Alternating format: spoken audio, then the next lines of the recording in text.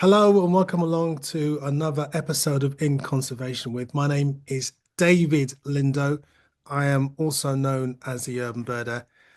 Today, I'm really happy to have two eminent ornithologists with me today, Cinti Lee and Andy Birch.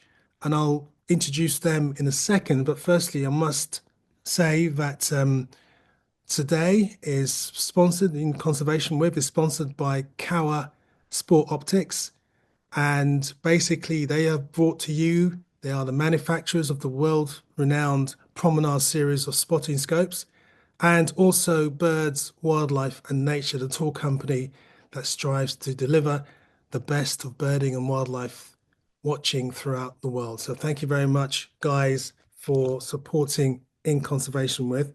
Um, Today, we're going to be talking about the tricky subject of flycatchers in North America. And I guess it also kind of goes down to South America as well, because it is a family even that is found throughout the both continents.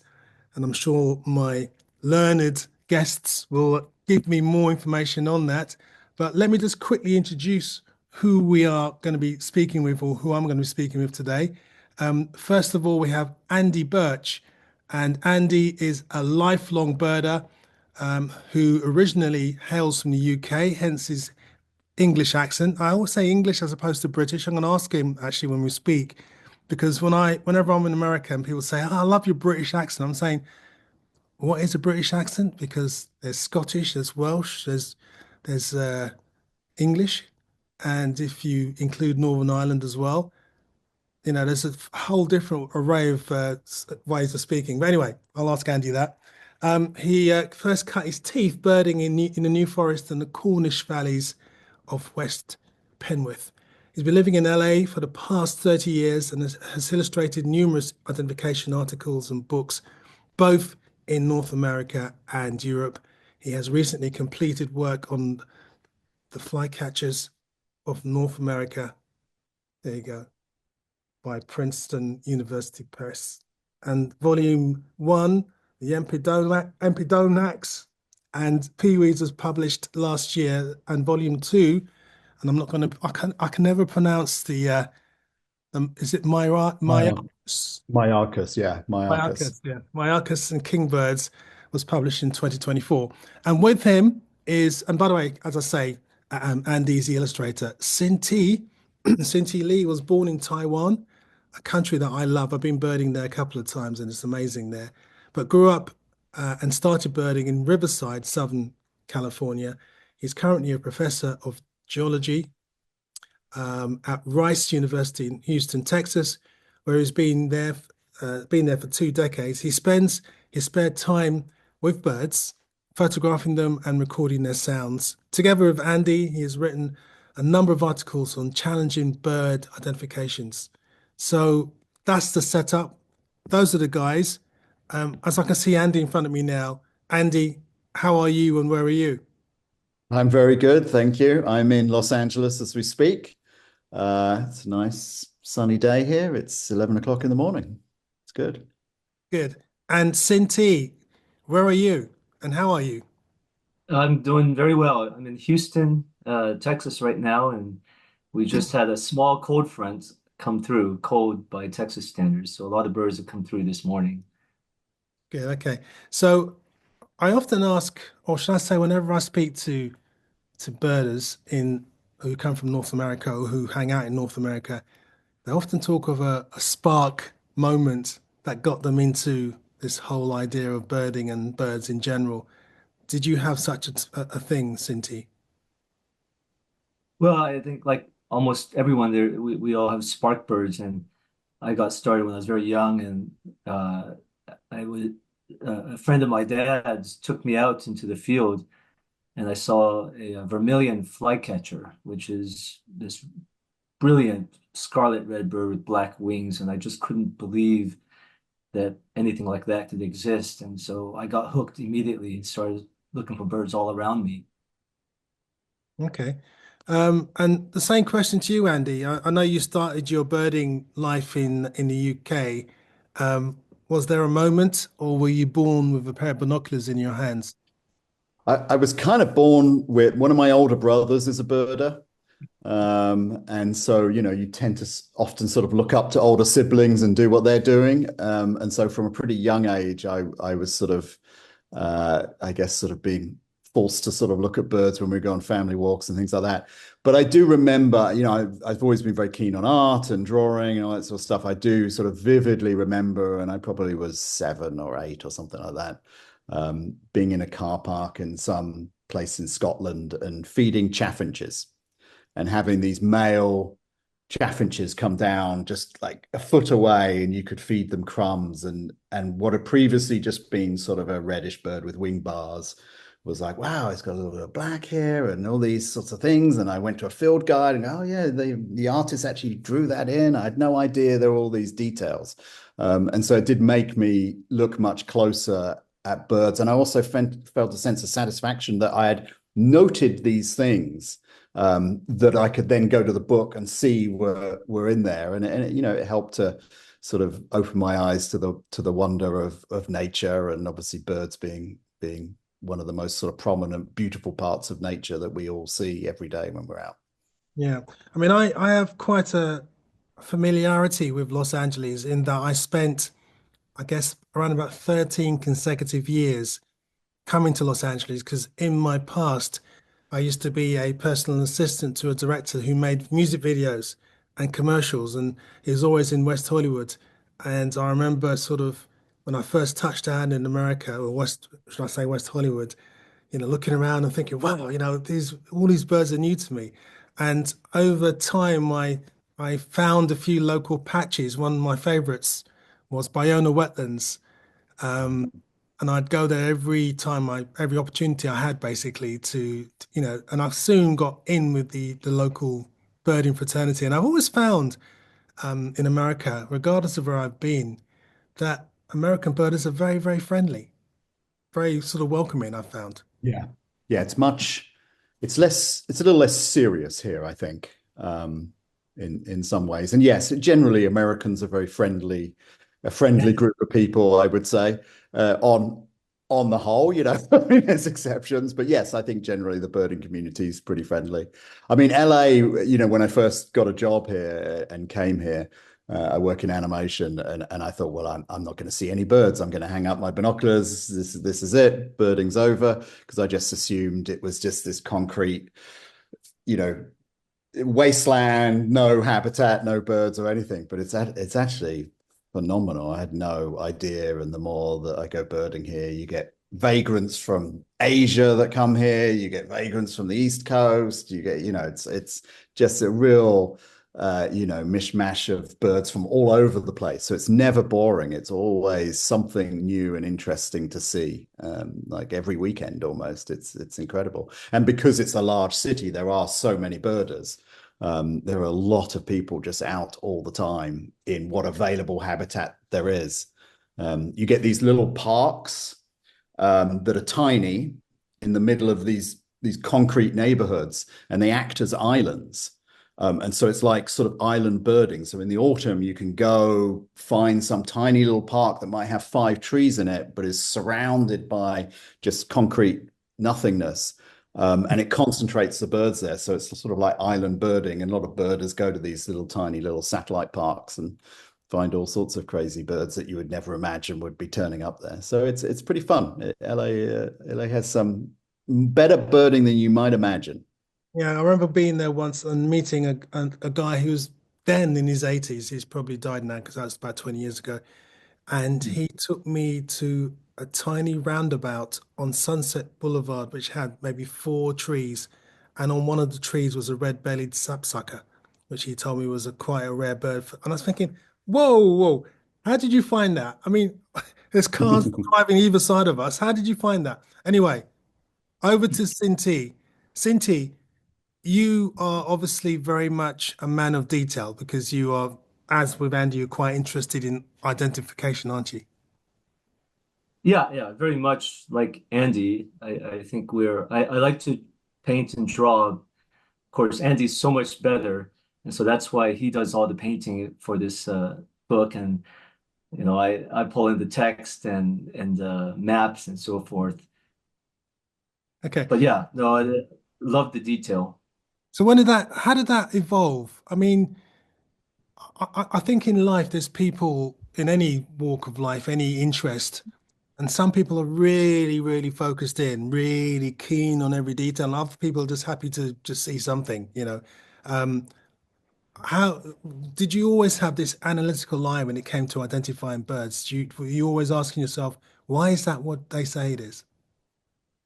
Well, I think like Andy and most birders, we get a great satisfaction of being able to identify a bird on your own. You use a field guide, take notes, and when you identify that bird on your own, you just never forget. And then as you keep doing it, you start kind of trying to push the boundaries of identification. At first, it's really about identifying based on gestalt. Can you identify that shorebird that's half a mile away without looking at all the details? Can you identify a bird that's flying and you're not really seeing every detail? So, in the beginning, I was more interested in sort of impression birding. But then when you start drawing the birds, you have no choice but to also pay attention to that incredible detail in the birds, as well as getting that overall picture of the bird, so it feels like the bird, not just every single feather. So yeah, I've always been interested in sort of pushing those boundaries, and I think I'm not ashamed to say I'm a lister too. When you get to the point where you're trying to add that extra goal to your life list, or flycatchers or sparrows, you kind of really have to start looking at details. So. Yeah, I think up there with the sparrows, the flycatchers must be the most difficult family of birds to pick out in North America, certainly. I mean, whenever I come to North America, which is practically every year, as soon as I see a flycatcher, I'm like, Yeah. Yeah. I'm asking other people, and they're saying to me, well, it could, it's a trails flycatcher, which is obviously, the mixture between the alder and willows. I mean, people don't seem to to know. That's why I was really happy when I saw this book land, because I thought at last this might be an opportunity to try and simplify such a difficult family, because in my experience in the UK, I know birders who, the moment they are confronted with a brown pipit, or they're confronted with a gull that's not in adult plumage, I know some people actually would physically look the other way. I didn't see that, and I walked the other way, didn't even look at it, and that's true. So I'm really interested. I'll tell you what, why don't you give us an introduction to these birds? Because I'm sure all the people watching this are very keen to learn more. And by the way, if you're watching this in the future on YouTube, please like and subscribe to In Conservation With on YouTube, and tell all your friends about it, and some of your enemies as well. Okay. Yeah, so uh, this is a project that Andy and I have been working on for, well, in some sense, over a decade. But it's about flycatchers, and David, as you mentioned, flycatchers really are tough birds to identify, and it wasn't that long ago, 30, 40 years ago, when folks would say that most of them you couldn't actually identify, certainly not in the field. You'd have to do it by with a specimen. But it seems every decade progress is made, but they are still notorious for being very difficult to identify. And I just show you here how they all kind of look very similar. They're dull brownish or slightly greenish birds, grayish. They all have wing bars. Structurally, they're all somewhat similar. Long tail, hints of an eye ring, small bill, and so forth. And so they really do give headaches, and a lot of people just get frustrated with them. And so, at least in North American ornithology, flycatchers really were the last frontier of these hard field identification problems. And Andy and I have touched on other groups of birds, but we've always really wanted to tackle the flycatchers. But we really wanted to do it in a way that was that could make it accessible to even beginners, so you're not completely scared away from flycatchers, and we're under no illusion that flycatcher identification, of course, is very difficult. But the goal of our books was to simplify it, something that's really complicated, into something that's more digestible.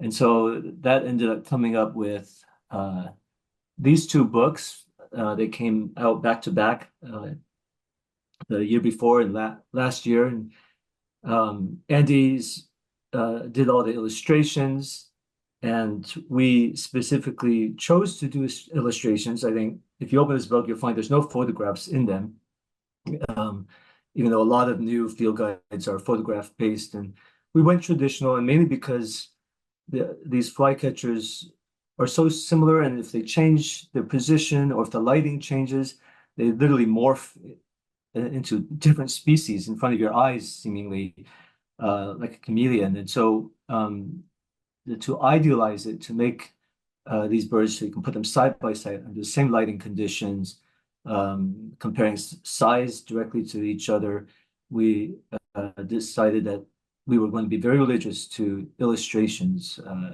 here. And the goal of both of these books was to focus on sort of holistic identification of flycatchers.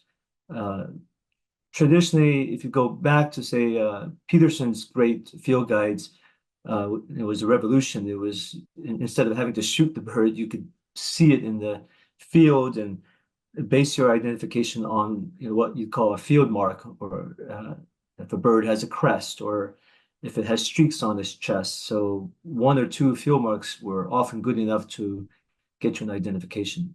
And the problem with flycatchers is no single field mark is unique to one of these flycatchers, and the field marks are sort of variable. There's overlap, making it very difficult to just do sort of the traditional style identification. So you have to really put all of these different marks together, and that combination of features can help you get to the identification. And so in both books, there's the sort of more classics part for the field identification, where there's each discussion of each species. But in the first part of the book, we had laid out how to use the guide, or really how do you look at a particular flycatcher, and what do you focus on when you see a bird in the field. And so these are just snippets of some of Andy's plates.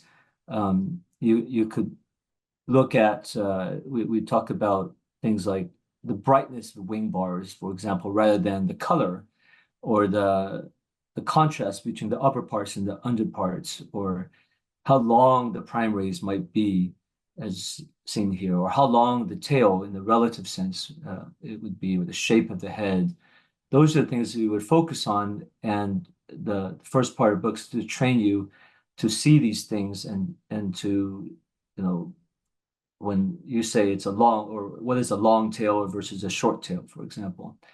At the same time, we focus a lot on distribution and seasonal status. A lot of these birds, they're insectivores. They're very religious to their schedule of when they arrive and when they depart. And so sometimes you can use the timing of when you see a bird during migration to help you rule out certain species. Here's another one. This is from volume 2. These are Myarchus flycatchers, and again, they all look very similar, but what we do is we stress subtle differences, relative differences. Like here, the contrast between the upper parts and the under parts is weak in this guide, the Lasagras, all the way to something that's great crested, which is very bright yellow below and dark above, and a strong contrast between the chest and the belly. And then features of the wings are also things that we focus on. But you can look at the book and get more details. This is just a quick peek of what we have in there. In both guides, we focus also on calls, and we try to help you visualize the calls using spectrograms, and that helps you remember them. And we classify calls into different types. Some birds don't give pips, and some give pips. And in the first guide, we also have this just simple diagrams here, just showing you which birds are most similar to each other. So if you're looking at the gray, probably you won't confuse it with something like an olive-sided flycatcher way over here, but you'd want to be careful with, say, dusky or Hammond's flycatcher, which it's closer to. Now, you might ask, well, what's the point of just becoming really good at identifying flycatchers other than you can show off to all your friends how good you are at identifying them?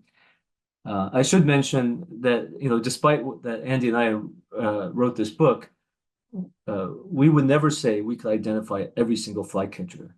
Just today, someone sent me some photos, and I responded to him and said it's better to leave it as an Empid species because I wasn't sure. So we're okay to leave some unidentified.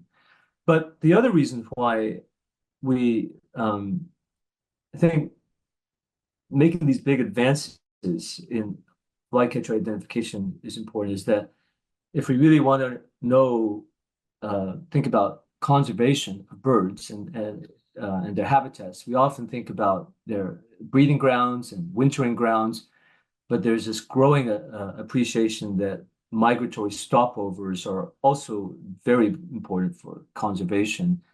And so if we want to do conservation on migratory grounds, we really do need to know when and where the birds are migrating through. And this is an example. This is a yellow-bellied flycatcher.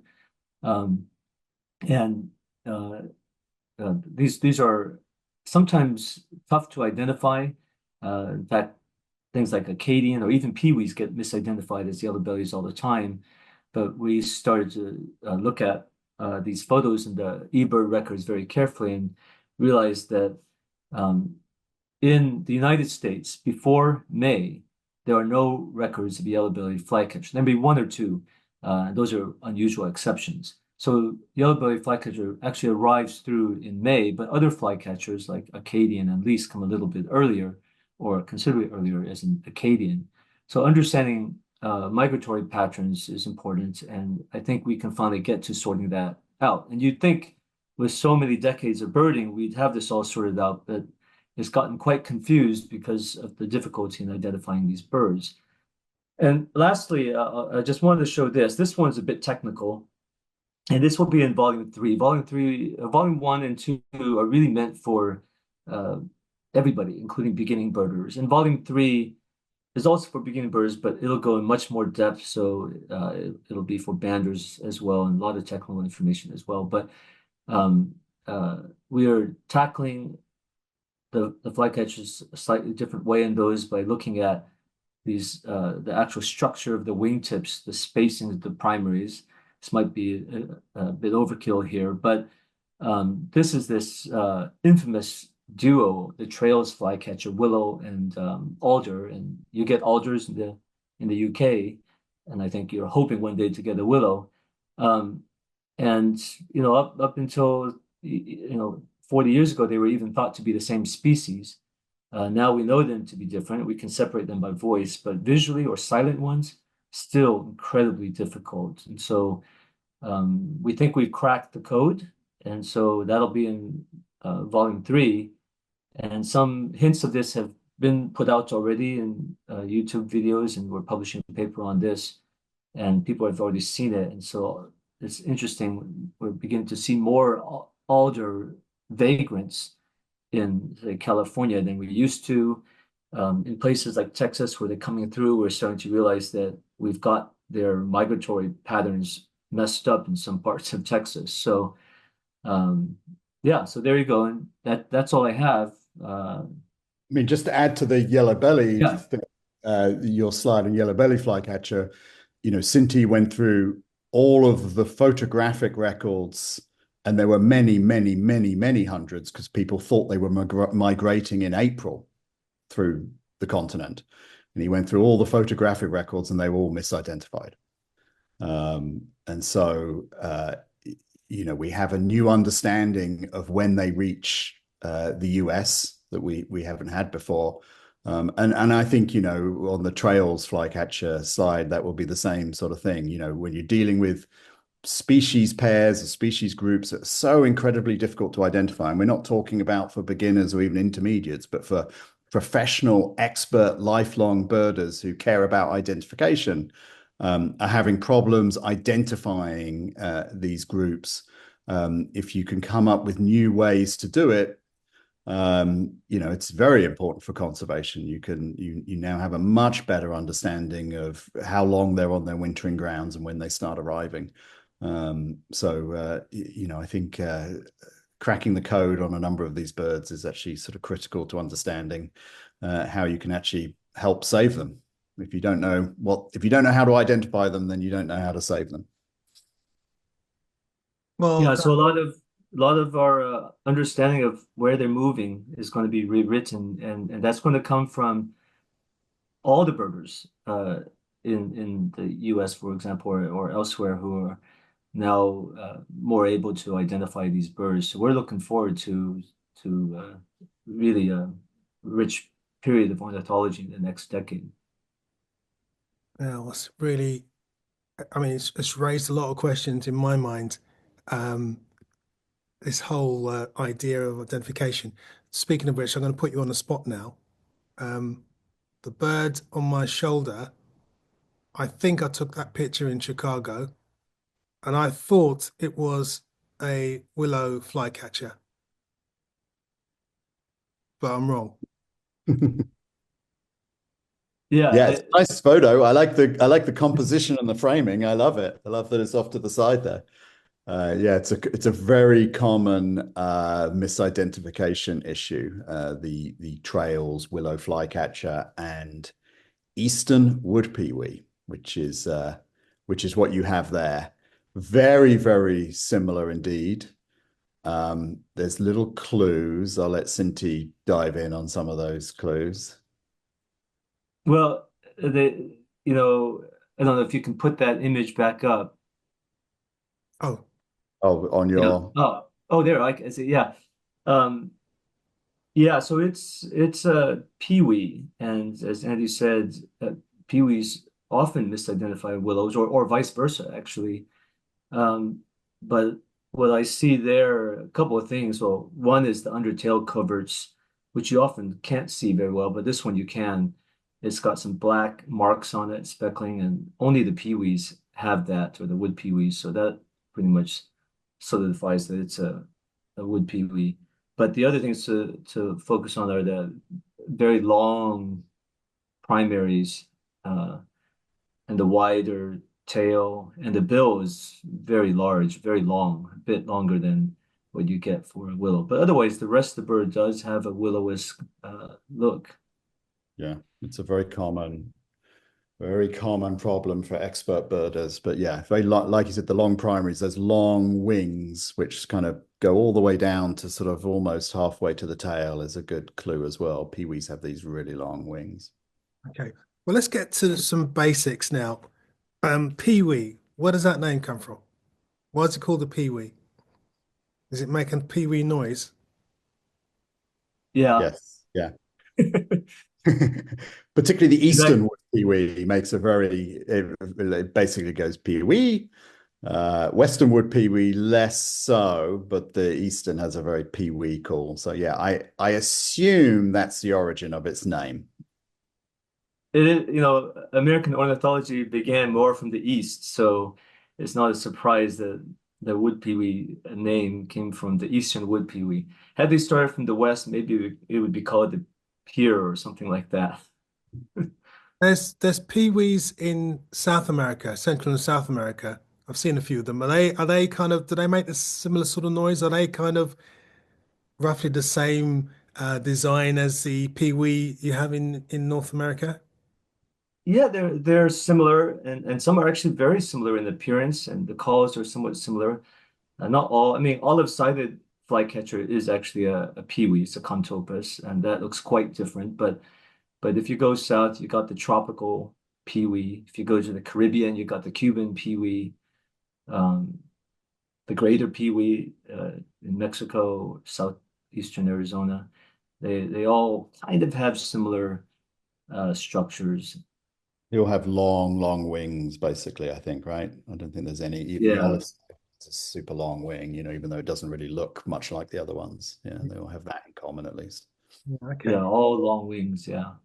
All right. Um, okay. North American flycatchers, the Empidonax, the Pewees, and the other guys, the kingbirds and the Miacus. How many species are there? Because it sounds like this is a big family we're talking about.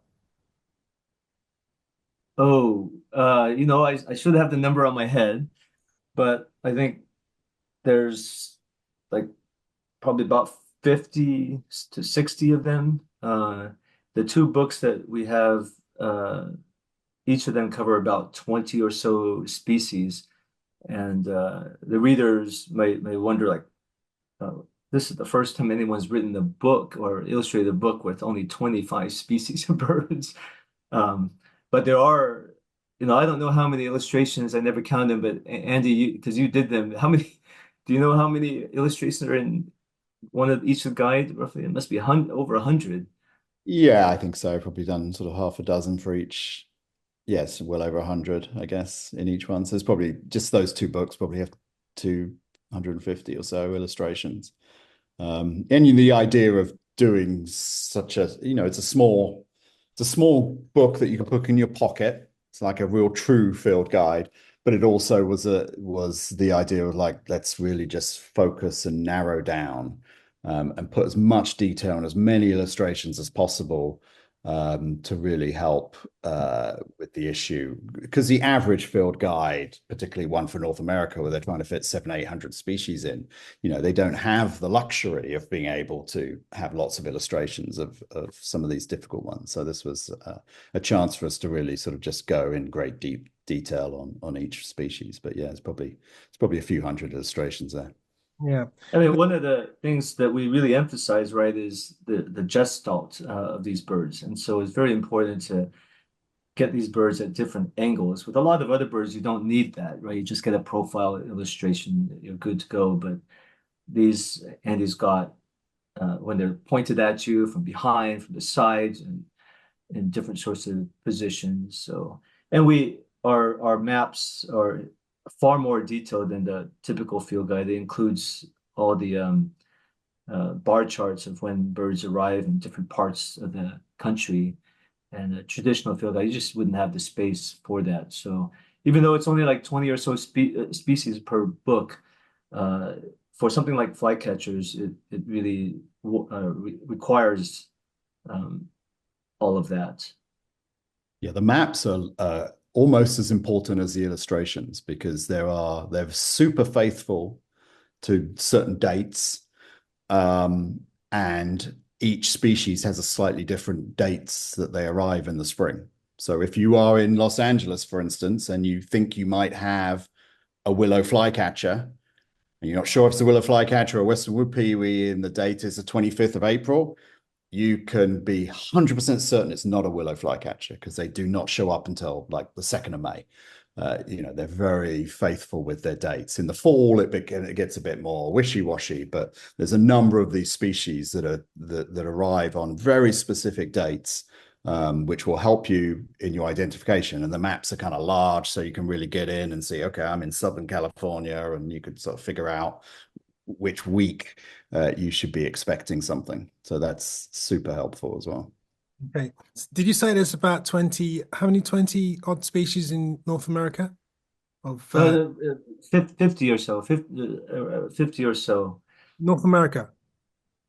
Well, in the United States, including vagrants, I think if we go down, we're going to do, if you include North America going down to Mexico as one really should, that's a lot more. So volume 3 will go down to northern Mexico, and that'll have in total, including the U.S. ones and Canadian ones, we probably have 80 species in there. I mean, they all look very similar, but what is the easiest Epidonax or Peewee to recognize? I mean, I thought that I was clever when I last came to America, which was last year, and I was hanging out. Where was I hanging out? I was hanging out in Kentucky.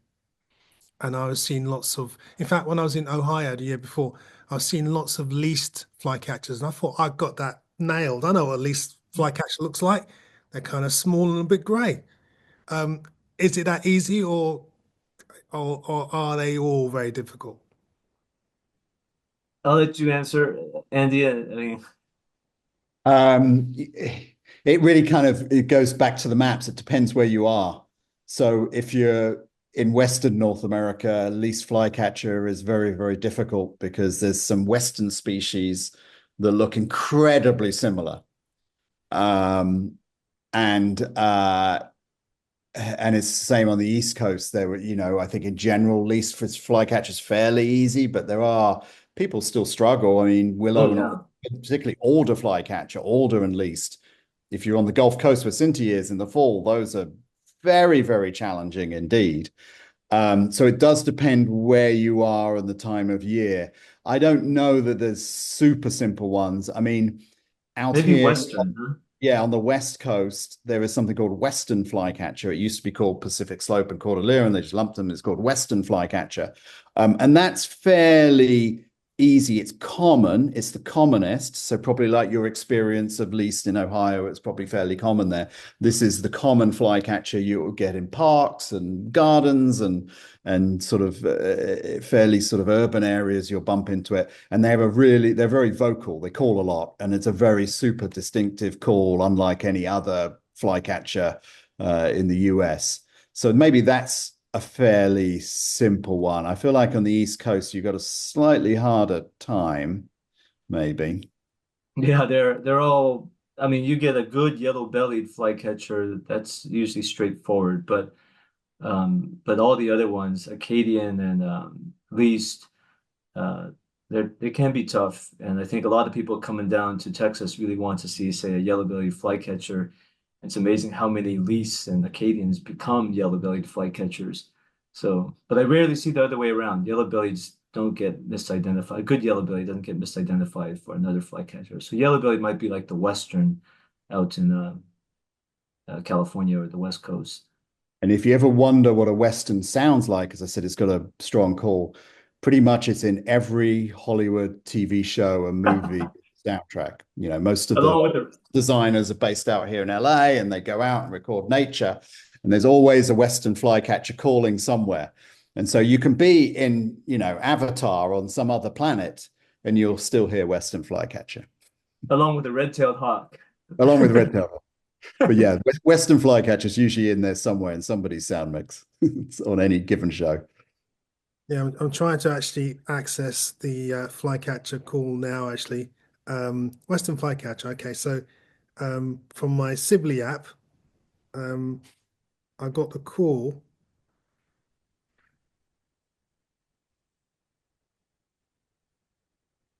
I couldn't hear anything. Yeah, I wonder if Zoom filters it out or something, maybe. Yeah, maybe it's a squeaky noise. Okay, another Yeah. question for you. Um, Sitting here in England, or well, in Europe, I look to North America and I hear people talking about warblers. And whenever I give talks in America, I say, you haven't got the real warblers. We have the real warblers. You have thin-billed buntings. We have warblers. So when I look at your flycatchers, I'm thinking they're not like our flycatchers. So what is the relationship? What is the closest relatives in the old world to your flycatchers, or are they actually related to our flycatchers? Oh man, well, they're not related. I think they're quite different. The flycatchers in the old world are um, more closely, maybe they're closer to thrushes. They're not thrushes, obviously, but they're not like our flycatchers. These are really um, the tyrant flycatchers are really a new world thing, but they have different behaviors than the old world flycatchers. I don't know if you want to add anything to that, Andy. No, I mean, obviously, just visually, I feel like, this group is in terms of identification is most similar to the old world warblers. And you've got things like reed warbler, marsh warbler, Blythe's reed warbler. And I feel like, European ornithologists have, for a long time now, kind of cracked the code on how to tackle those really difficult species pairs, and I think maybe the North American, these Empids, etc., haven't had that same amount of attention and love that they should have had.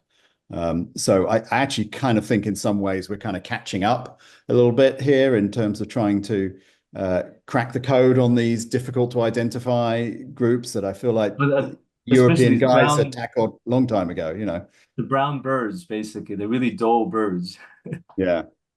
So I think they've lacked getting some attention and love, and I think I think we kind of learned a lot from how the Europeans were tackling how to separate the reed warbler, the Acrocephalus and the Philoscopus, looking at primary spacing and emargination and all of that sort of stuff, which used to be only available to bird banders, bird ringers, people who actually took birds out of nets and were able to study them.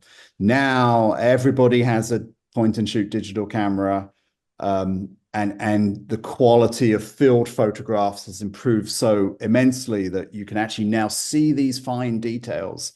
I think 20 years ago, if you proposed you can separate alder and willow in the field by looking at the primary spacing, you would have been laughed at because no one would ever get close enough. You'd never be out of photos that were good enough.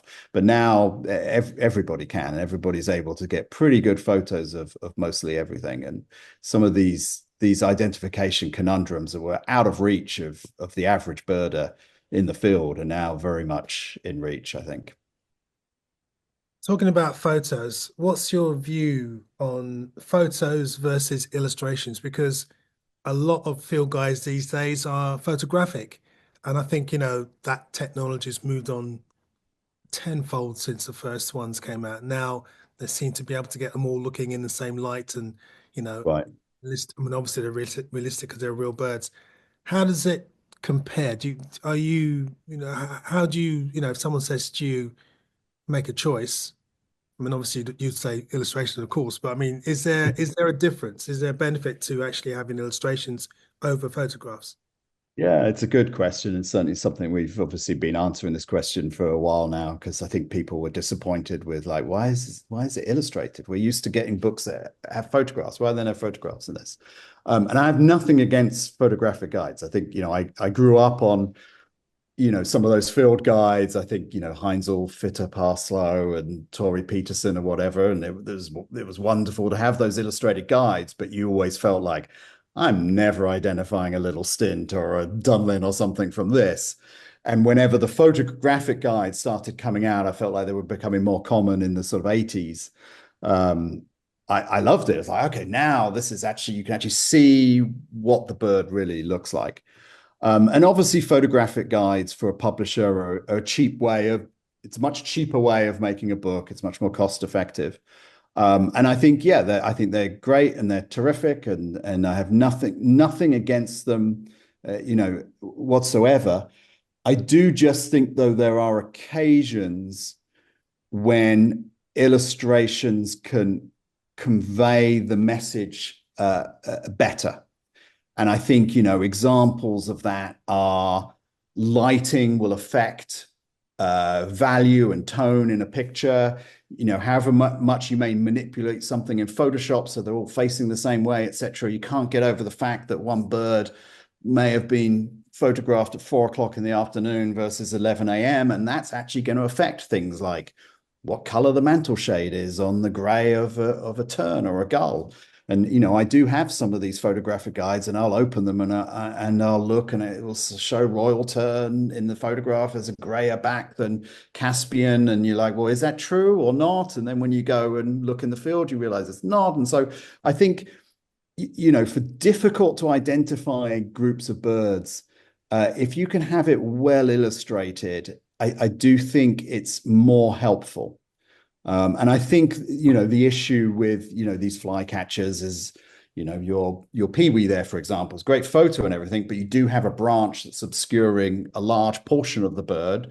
And in fact, kind of the important portion of the bird. Now, that's a great example of like, okay, well, that's how it looks like in real life. But, we have to be able to account for the fact that not everyone's going to see it on the branches that thick. It'll be in a thinner branch. And so, there are a lot of issues with photographic guides that they haven't quite overcome yet. And maybe maybe AI will solve all of this. I don't know, but for now, where we live, I do like a mixture of the two, and I also, just as an artist, I appreciate good art, and I'm certainly looking forward to, Ian Lewington has a new North American guide coming out. I don't know when, he's been working on it for a decade or more, and I'm looking forward to seeing the art in that, just for the sake of it. So I enjoy that aspect of it too, but obviously photographs have their place as well, for sure. Yeah, to add to Andy's comments there, that our goal was to really, for these books, it was systematically teach folks how to look at birds. So it's really the learning experience that we emphasize, and I think really you can only do that with illustrations in a very uniform way. So we deliberately kept photos out of these two volumes. That being said, in volume three, we will have photographs, because you have the illustrations, and then maybe you do want to see these birds in four different lighting conditions just to see what the field variability might be. So we'll have photos in volume three. Yeah. Talking about accuracy in art and what have you, and illustrations, do you think in this day and age that people look at birds properly? I get the impression that in the past, I mean, when I was a kid, you hear kids going to bed with footballs because they want to be a soccer player. I'd go to bed with a bird book. I still do. Can't tell anyone. Um, but I became obsessed in a very kind of minor way, but obsessed with detail. And I've been looking at not YouTube, sorry, Facebook pages that major on ID.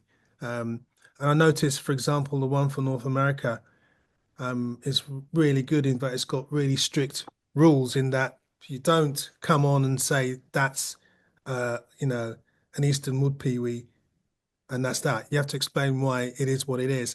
Whereas the one for the UK, for example, and to a lesser degree, the one for Europe, you have all these people just piping up saying, "Yeah, Dunlin, you're right," and I'm thinking, "Yeah, but why? Well, tell me why." I mean, I've actually kind of gone on and written my idea. For example, there was a lark on one of the European ones, and the person was asking, "Is this a crested lark or a Thekla's lark?" Which is a very similar looking bird. And from the image, I thought it looks like a Thekla's lark, so I explained why. I think its bill is straighter than a crested lark's bill, and I explained a few bits and pieces. And then someone else will come on after and say, "Actually, I think it's crested because," but there's a discussion. And I think you kind of learn from that. And I get the feeling that sometimes in this world, it's all about instant gratification. And you're wrong, I'm right. You don't actually explain why you're right. And I think it's all about learning. And I feel that sometimes that is lacking now in the birders I see when I'm out. They often I mean, for example, at Twitches, not that I go to Twitches often, but they're looking at the picture of the bird that was, when it was last seen, and looking for something that looks like that, as opposed to thinking, you know, I know what this bird looks like because I've researched it, and I'm really looking forward to seeing if it matches up to my way of thinking, and actually, is it what it is? Do you find that birders today are less sort of, I don't want to use the word educated, but less kind of inclined to know that sort of stuff? Yeah, I mean, I think there's more people than ever who are out photographing birds, and have an interest in birds. And I think you're right. There is that instantaneous social media aspect of you can just take a photo of a bird, you have no idea what it is, you put it up, someone just tell you what it is. Great, that's what it is. Or even using the AI. I mean, the AI is actually very impressive. Merlin and iNaturalist have very impressive AI tools now. And I think, you hear people sort of griping that perhaps that's not a good way to learn, because you just are not really learning. You just put it out. And I would agree. I think somebody explaining something to you is a better way to do it. I'm somewhat torn, because on the other hand, I feel like, well, it's great that there's so many people who are interested in nature, and you don't want to lecture them. You want to just, if they, however they enjoy their hobby is however they enjoy their hobby. And if they don't want to learn, then it isn't my place to necessarily teach them. They're just happy to take pictures. And if someone could put a name to it, that's great. But yeah, obviously, if you're wanting to go on this journey of being someone who becomes very knowledgeable and can go on a walk and name all the birds, and you hear a bird and you name it or whatever, I do think you need to have that education of having someone who knows and is experienced explaining something to you. Otherwise, yeah, I don't think that ever really will sink in, and you'll spend the rest of your life going on walks not knowing what anything is, because you just have that safety net of posting it on Facebook and someone will tell you what it is, which seems not very satisfying to me. But what about you, Yeah, I Cindy? think, well, I total agreement. I think it's great that the ease at which you can get into birding now and identifying things with all these apps is great. It's brought in so many people into nature. But I do think the ease of photographing, on the one hand, that's great and documenting, but um, to really learn the birds, I think sometimes you have to slow down and not just snap that photo and take it home and look at it when you get home, but really look at the bird while you're in the field without the camera.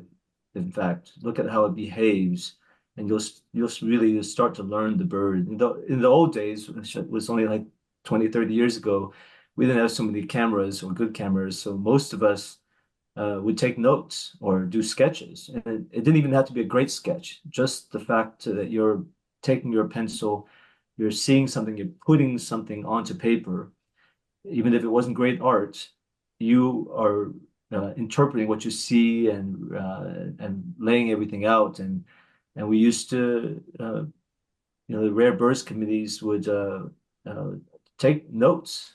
I don't know about today if they take notes, they probably just photographs. But I think notes and going slow is a much better way to learn the birds, certainly the calls as well. Yeah, because you mentioned earlier about Alder's flycatcher turning up in the UK, and I remember I think it's maybe two birds ever recorded, and someone bumps into a weird flycatcher, on the coast in the west coast somewhere of England. Um, were you guys approached by people over here when those birds were discovered for your opinions? I think, yeah, The last one. last year was that incredible year in Wales when there was, I seem to remember there was an alder flycatcher and bobolink and the Canada warbler and magna. There's a whole bunch of these crazy birds. But yeah, when that alder turned up, I think they'd asked for an opinion um, on that bird. And then recently, I think there was one on Corvo, a few weeks back in October, but it was a silent bird, and they had some photos. Unfortunately, the photos weren't great, but it certainly looked like another order. But yeah, there was some feedback asked on that stuff. Yeah, it's interesting because I think this is going to be a question you're probably going to be asked more in the future, given the I don't know if there is a rising number of these American vagrants coming over. There seems to be more variety these days. I mean, today, or was it yesterday, news broke in Britain that there's a summer tanager hanging out in someone's garden. Um, Mhm. it's like, whoa. I mean, that's like, I mean, I've never heard of one ever. And I think they may have had one or two in the past, but it's been completely off the scale in terms of rarity.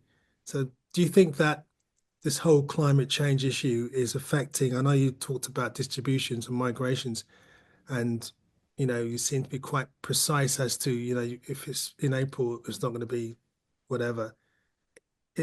Are those sands shifting now? Well, it's really hard to say if climate change is affecting it, when the birds are arriving or departing. I think there are hints of it, but I think you need really a lot of data over long term. And if you look at some of these birds right at the cusp of when they're coming, it's still uncertain of when they arrive. So if they're arriving plus or minus, in 5 days or so, Can you see that signal of climate change in that? I don't know. But, if we are able to better identify these things, that's a first step to sorting that out. But I think you need a lot of data. Yeah. What do you think, Andy? Yes, I think there's still a lot of noise. I mean, just in my area in the last week, I've had a Western kingbird, which is pretty unheard of in November, not very common at all. And it's easy to jump to a conclusion of like, well, it's a result of that. But I'm also very aware there's more people out looking than ever before, and so you have to sort of figure out Yeah, is right. that actually a marker, or is there just more people? There's definitely more people birding in my area than there were 10 years, certainly 20 years ago. So there is that sort of noise that you have to figure out.